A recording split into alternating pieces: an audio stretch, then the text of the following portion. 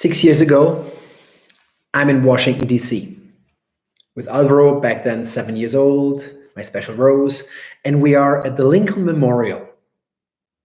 And the Lincoln Memorial, Abraham Lincoln is sitting there, and there at the wall is his famous speech. And every time somebody asks me, Florian, what is your favorite speech? It's not a TED Talk.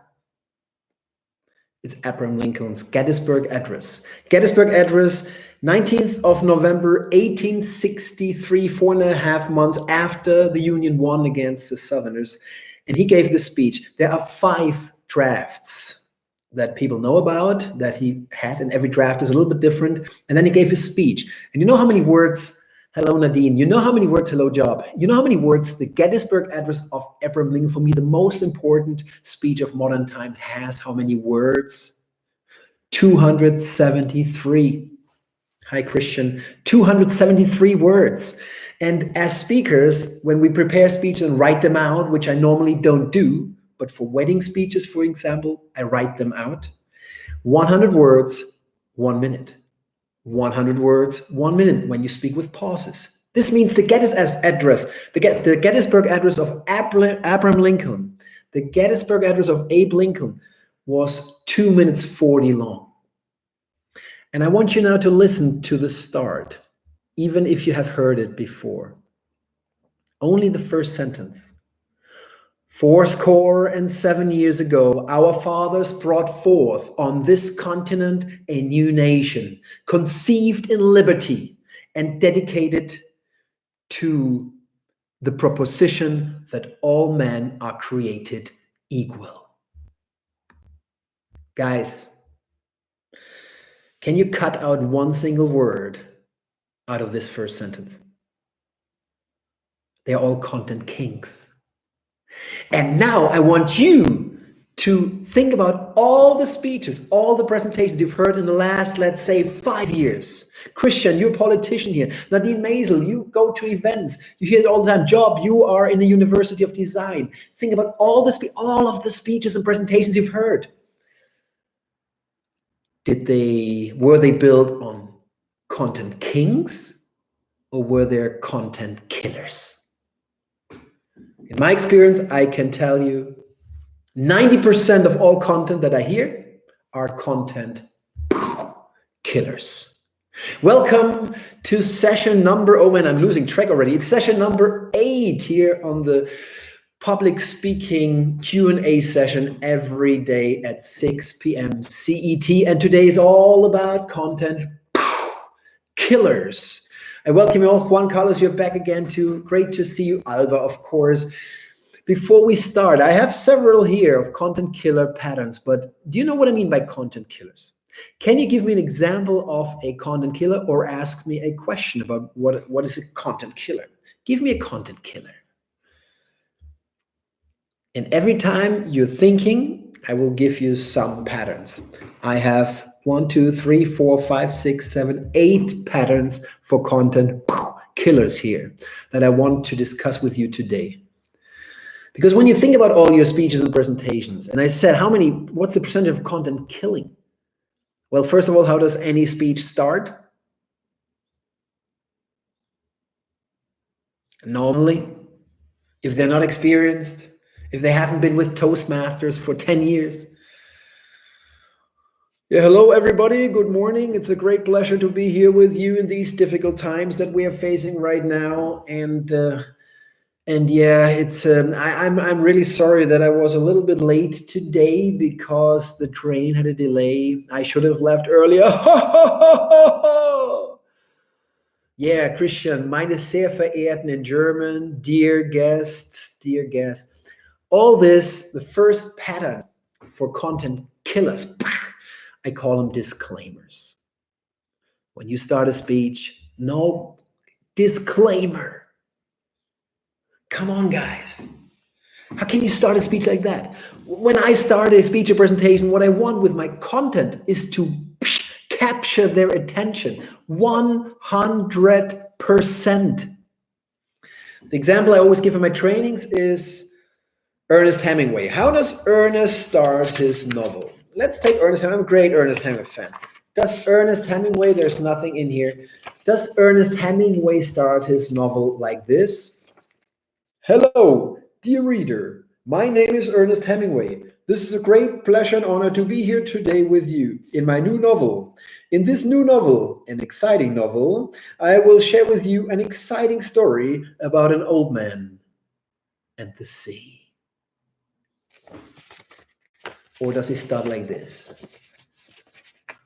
He was an old man who fished alone in a skiff in the Gulf Stream, and he had gone 84 days now without taking a fish. The first content killer for me, the pattern for all content killers is disclaimer. Whenever you start to speak somewhere, make sure 100% listen to you. Start like a writer. Be surprising. Okay, here we have it. Juan Carlos, you said before, a content killer could be tell in advance what comes next. Exactamo, the second content killer here in this talk today. This one I call meta talk. Yeah, like you say below, now comes something really funny. 2 years ago, that all these sentences, the letter example that you gave has another problem, but the first one is meta talk. I mean, why do we always say what we're gonna say? There is no meaning. Those of you who will watch this video, those of you who are hackers, coders, programmers, do you like redundant code? Let me share with you a funny story. Exactly. Tell the story. And don't say that it's funny, because if it's not funny in the end, you've got a huge problem. Let me give you an example. Give the example. I will conclude. I will go back to the beginning. Go back to the fucking beginning. Meta talk. Yeah, you're so right, Juan. Any other question about content killers? So we have already 2 disclaimers at the beginning to start with all the like a lawyer disclaimer out, cut the fat, go right in with your super content like a writer, Ernest Hemingway. Second one, meta talk, is all these sentences, what you're gonna say, I'm gonna tell you now. Job vives, this is a minus sign, a hyphenation. What I'm gonna do with the hyphenation here? Man, this is how, I mean that you are with a design school. EDEP, IDEP is a magnificent design school in Barcelona, by the way. Right now, of course, closed like everything. Those of you who will watch this video in the future, I make a lot of allusion. Yesterday with a session number 7 on rhetorical devices. Allusion is to make reference to famous figures or events so people understand the context better. So I make a lot of allusions right now to the coronavirus outbreak, because this happens right now. In the future, of course, it's going to be in Wikipedia. A signpost can be a bit of a content killer. Now that you go back to the structure. Signpost, for those who have not seen it yet, is, I always use this, it's a real case example I heard in my trainings. Adopt a dog. Adopt a dog, message, adopt a dog, 3 words, Instagrammable, fantastic. Adopt a dog for 3 reasons. Now that I don't call meta talk job, I call it signpost, a structural signpost to help my audience. But what the hell do I help them with when I say I'm going to tell you a story now? Oh, now a story is coming. Woohoo! If you start with last Tuesday morning, it was chilly outside, and I made a hot coffee in my kitchen. I put on the Spotify, Metallica, Nothing Else Matters. I know it's a story, but I don't know that 3 reasons will come to adopt a dog. I think there's a slight difference here between signposting, structural signpost, and meta talk, a content killer. More, you can watch it later. We already discussed disclaimers at the beginning. Hello, good morning. Go right in with your first sentence. And of course, we had already meta talk. I will tell you a story. I'll give you an example. Any other questions? While you're thinking, I give you, they're all my favorites. As always, all of it is my favorite. Everything is my passion. But picture this guy.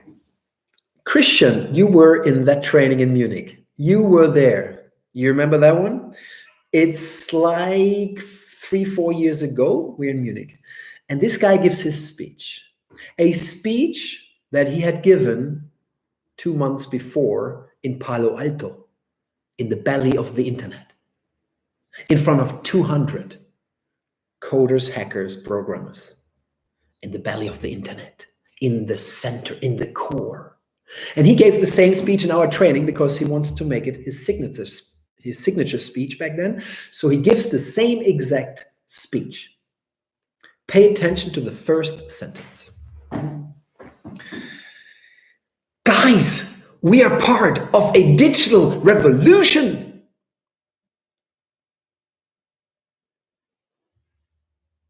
I was sitting there in Munich thinking, how were those coders in Palo Alto with their cappies?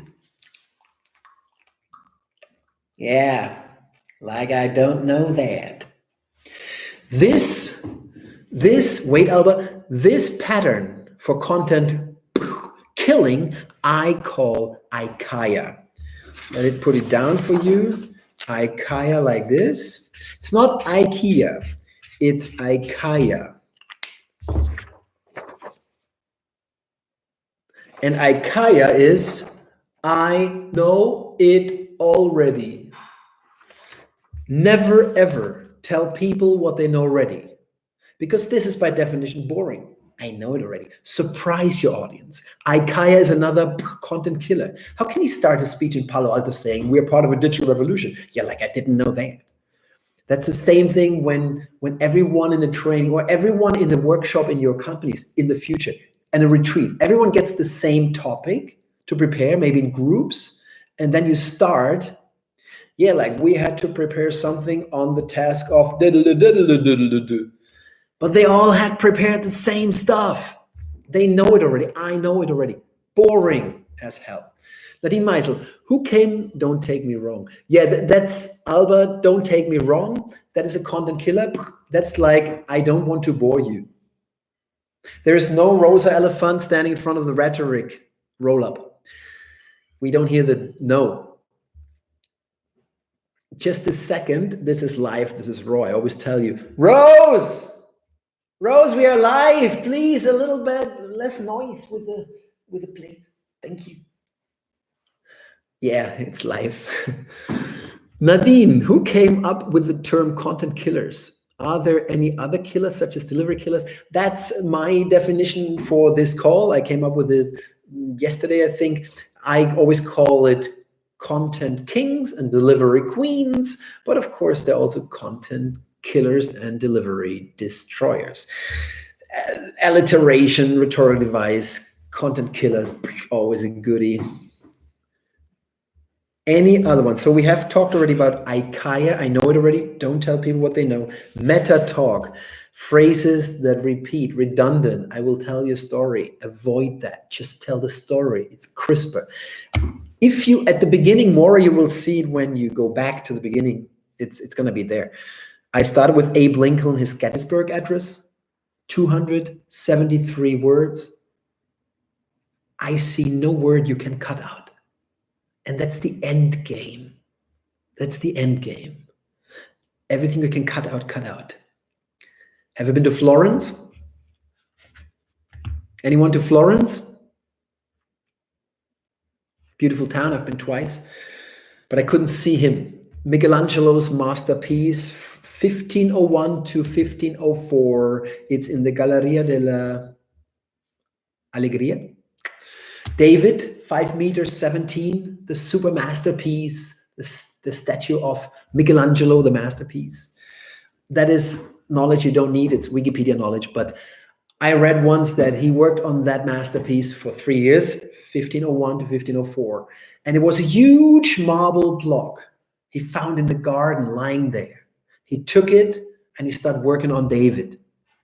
How was the first stroke? And the last 4? And you know exactly where. Exactly. Take out surplus marble and David will be nice. And all these content killers, that is surplus marble, take it out.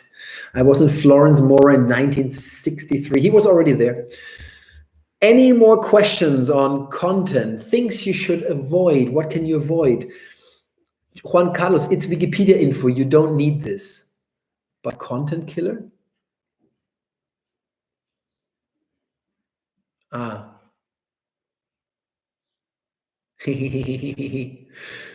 Yeah, but Wikipedia is cool. I use Wikipedia a lot. It's Wikipedia info. You don't need this. Ah, yeah, that's a content killer. You're right.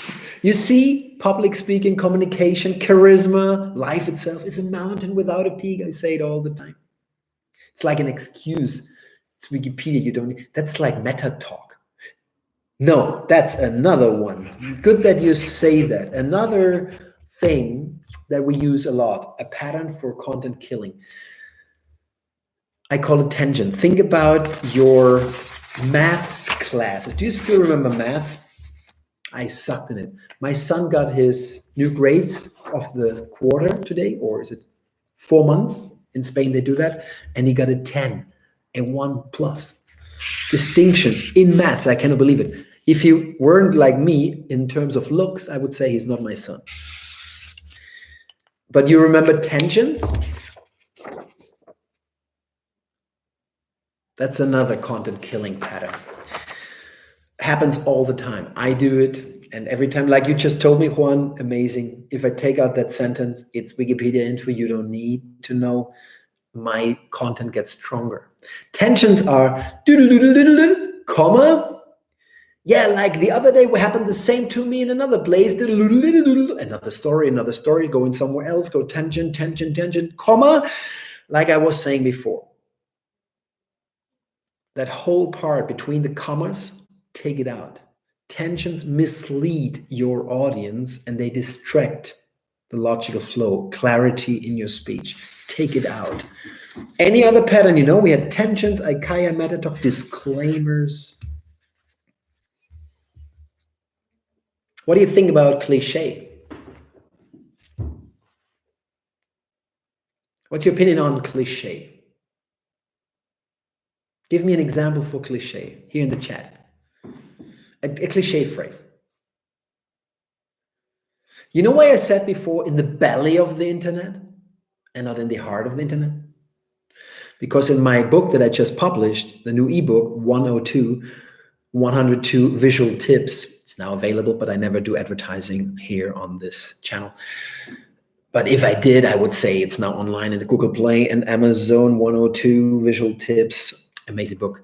And there, my editor-author, I had in the heart of the internet, and my editor, he tweaked it, and he now says in the belly of the internet. Because in the heart of, it's a bit of cliche. Germans are punctual. Nadine, that was before you moved to Barcelona. When? How many years ago?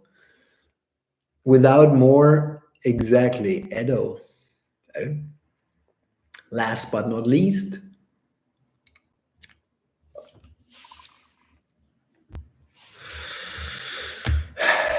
all cliche. Life is a journey. I've never heard that before. 15 years, Nadine, you're not punctual anymore. That's for sure. 15 years in Spain, you cannot be punctual anymore. Cliche is another one of the content killing patterns. Avoid cliche. For us speakers in my trainings, I used to say all the time, cliche is Ebola. Cliche is Ebola. Stay away from cliches, stay away from Ebola. But now with the coronavirus, I don't say this anymore. And that was a parallipsis. If you had paid attention in the other session on rhetorical devices, parallipsis is my favorite. I use it all the time. I do not say what I say. Having said this, exactly. All this cliche out. Your David becomes more beautiful. Your Michelangelos. Take out surplus marble. Do you know another? Okay, cliche is obvious, but not many times people realize what is cliche. If you don't really listen to many things or read a lot, it's hard. And sometimes we use cliche on purpose as speakers for humorous purpose, to make fun of our own national cliches. For instance, self-deprecating humor. Cap quadrat, squared head, cap quadrat. When I say cap quadrat in Catalan, in Barcelona and in Catalonia, they always laugh. Soccer cap quadrat. Of course, I painted a little bit to make it even stronger. Where's Mora? Where's Paul today? That's such a shame. Any other? What are ideas for you of content killers? Come on, give me ideas. If you don't ask questions, write down ideas. What could be a pattern for something that kills your content? And we're not talking about delivery. Content, really pure content. Anything that comes out of your mouth in terms of words or sounds. Sounds. Get an idea, sounds. Big content killer, one of the biggest, if not the biggest. The biggest content killer in sound. Okay, guys, think about the last time. Yeah, never say sorry on stage. Sorry. Do you know why we never say sorry on stage? Anyone knows why we never say sorry on stage? We're right now with Philibbert's job, but let's stick with Nadine. Listen to this. Why do we avoid sorry on stage? What's the reason for not saying sorry ever? Why do we not say sorry? Think about it. The pen drops. Oh, sorry. Why do we avoid that? By all means, I will never say sorry on stage. This was one of my Toastmaster meetings, and I presented my European project, the festival, 1 week, 1 Europe, a first Erasmus for everyone, which never worked. It's my biggest failure in life in terms of business. I ended up totally bankrupt 10 and a half years ago. But I presented this project, this European project, in my Toastmasters club in Barcelona. And then we had an American, very experienced speaker. Her name I forgot. And I gave my speech. And in the speech I said, and there's Poland, and there's Slovakia, and there's, oh, sorry, now I forgot the third country. In the evaluation round later on, she said, Florian, one thing, never say sorry on stage. Oof, okay. Ever since I never said sorry again. Why do we not say sorry? Maura, that's a good reason, because the audience doesn't know what went wrong. Yeah, but in this case, it happens a lot. Something goes wrong. I sneeze. I drop the pen. The projector doesn't work. I forget my words, and then people they say sorry. I refer to that one. Why do we say that? Or why shouldn't we? Here we go. Juan Carlos, thank you very much. Juan Carlos, a big applause for Juan Carlos Doran. Man, it hurts your credibility. The other day, ethos, the second pillar of Aristotle. He's always right. He's always right. Aristotle, you cannot argue with him. And according to Aristotle, doesn't it look cool below the rhetoric sign? Logos, the logical arguments make sense. Pathos, for me, the most important. Emotional appeal, emotional arguments, metaphors, storytelling, senses, 5 senses, all this emotional. And of course, ethos. And Aristotle said this should be 100% at all times, most important. Anything that hurts your authority on stage, because authority, charisma, is a huge credibility driver, we avoid. Sorry, take it out. It's no need to say it. Here we go. That was the thing. And let's go back to the sounds exactly. Filler sounds and words. Big issue. Big issue. If you're not a Toastmaster, you're not aware with an R counter, we go, oh, today much better. Alba only 13 M's and 17 R's. Of course, Alba, that was 3, 4, 5 years ago. Yeah. If you don't know that, no problem. It's a typical filler sounds. Now, I want you to think about the last ice cream you had. An ice cream. It's hot, summer. You could still go out to the beach, which is now empty. Are there whales in your town as well? And you go to an Italian ice cream salesperson, and you know how Italians are, He says, you get a vanilla ice cream, and then he puts some chocolate sprinkles on top, chocolate sprinkles. And he says, it's una falsa stracciatella. The Italians, they're so cool. The ice cream, the vanilla ice cream, that's your speech. 87 years ago. 3 days ago, I walk into the room. The ship is the harbor, and the harbor is the ship. That is your speech. This is content. And the chocolate sprinkles on top of your vanilla ice cream, these are filler sounds. And the filler sounds, which is a content complete killer, the four big ones, the big four of filler sounds.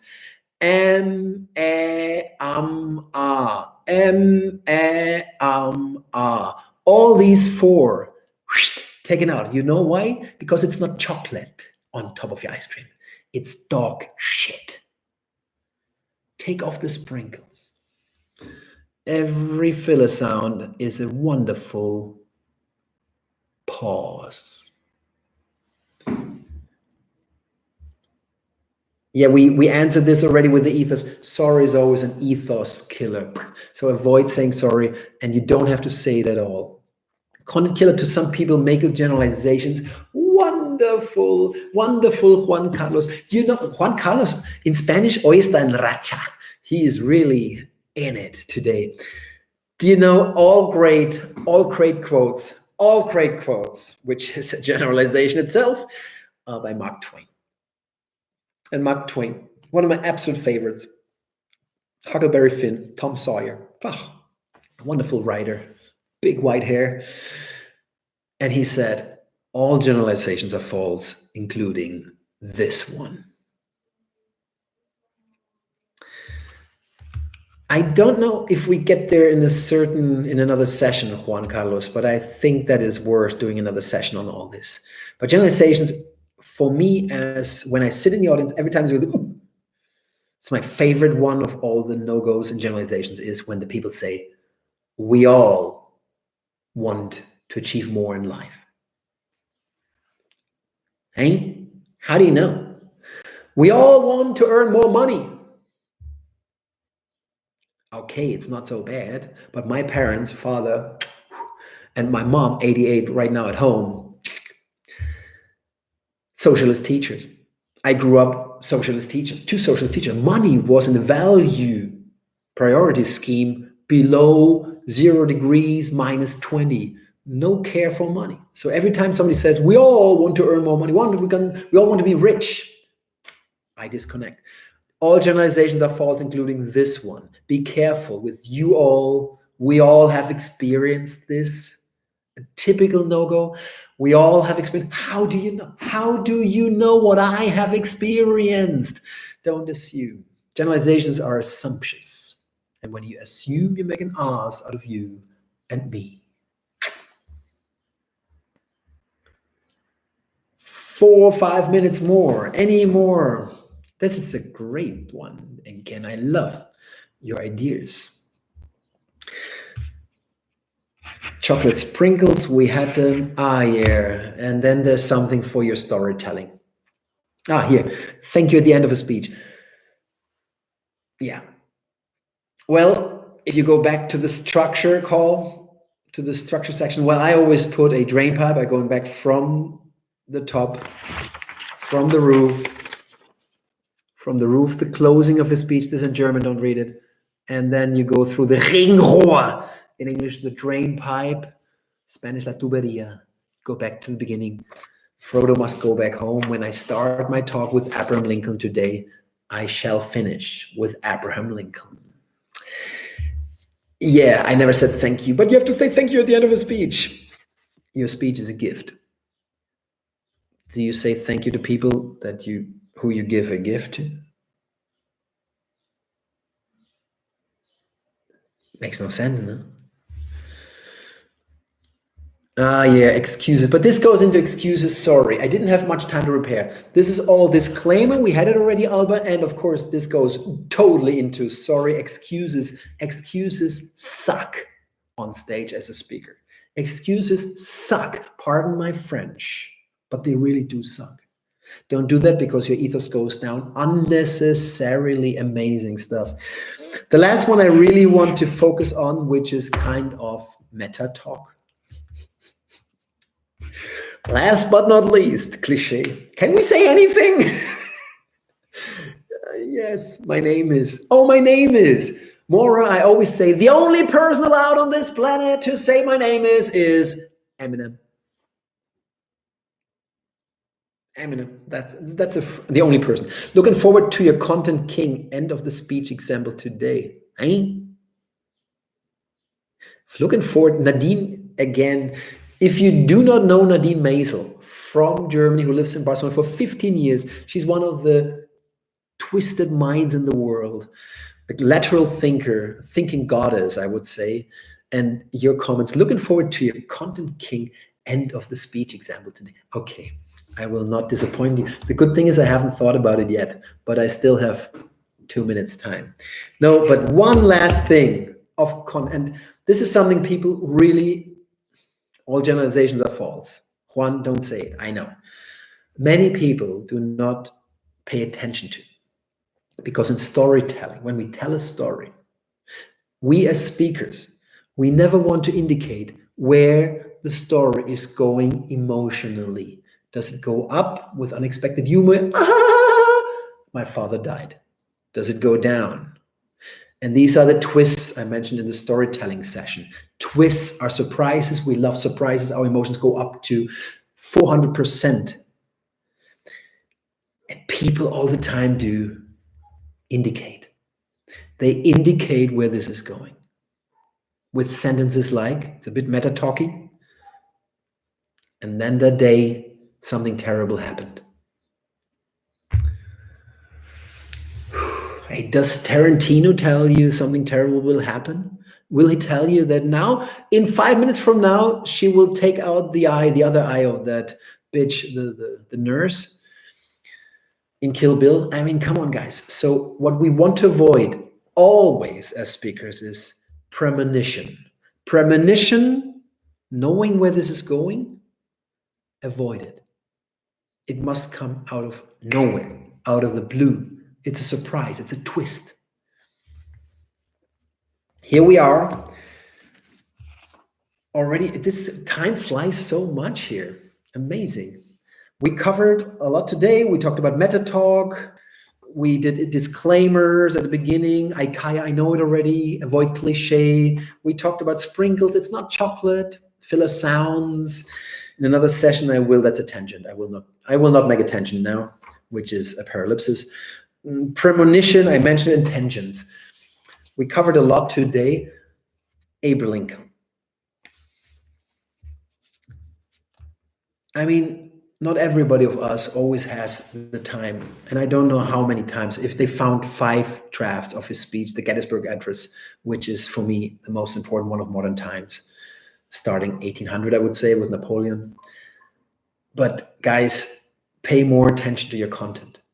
You fill up a lot of stuff. And then David becomes so ugly because I only see a block of marble. I want to see David. Take out surplus marble. Make him beautiful. Abraham Lincoln made him beautiful with his Gettysburg Address.